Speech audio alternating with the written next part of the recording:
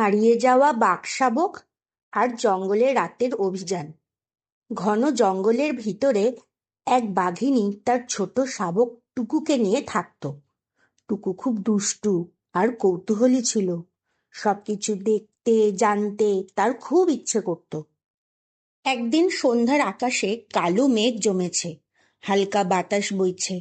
মা বাঘিনী বলল, টুকু, আজ দূরে যাস না। কিন্তু টুকু একটা রঙিন প্রজাপতি দেখে তার পিছু নিল। দেখতে দেখতে সে অনেক দূরে চলে গেল। হঠাৎ বুঝল সে পথ হারিয়ে ফেলেছে। চারিদিকে অন্ধকার নেমে এসেছে। জঙ্গলের অদ্ভুত শব্দ, ঝিঝি পোকার ডাক, পেঁচার ডানা ঝাপটানো। টুকুর চোখে জল নেমে এলো। সে ধীরে ধীরে বলল, মা, তুমি কোথায়? ঠিক তখনই একটা মোটা গলার শব্দ শোনা গেল। সেটা ছিল এক মজার স্বভাবের ভালুক দাদু। সে মধু খেতে খেতে বলল, আরে বাঘের বাচ্চা, কাঁদছিস কেন? টুকু কাঁদতে কাঁদতে সব বলল।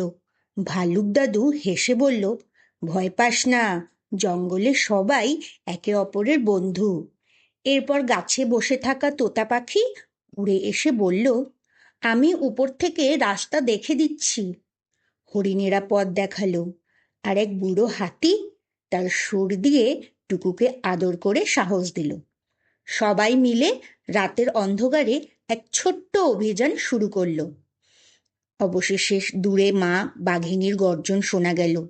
টুকু ছুটে গিয়ে মায়ের গায়ে জড়িয়ে ধরল। মা বাঘিনী চোখে জল নিয়ে বলল, বাবা, আমি কত চিন্তা করেছি। টুকু লজ্জা পেয়ে বলল, আমি আর কখনো কথা না শুনে দূরে যাব না। সেদিন থেকে টুকু বুঝেছিল, জঙ্গল শুধু ভয়ের জায়গা নয়, বন্ধুত্ব আর ভালোবাসারও জায়গা।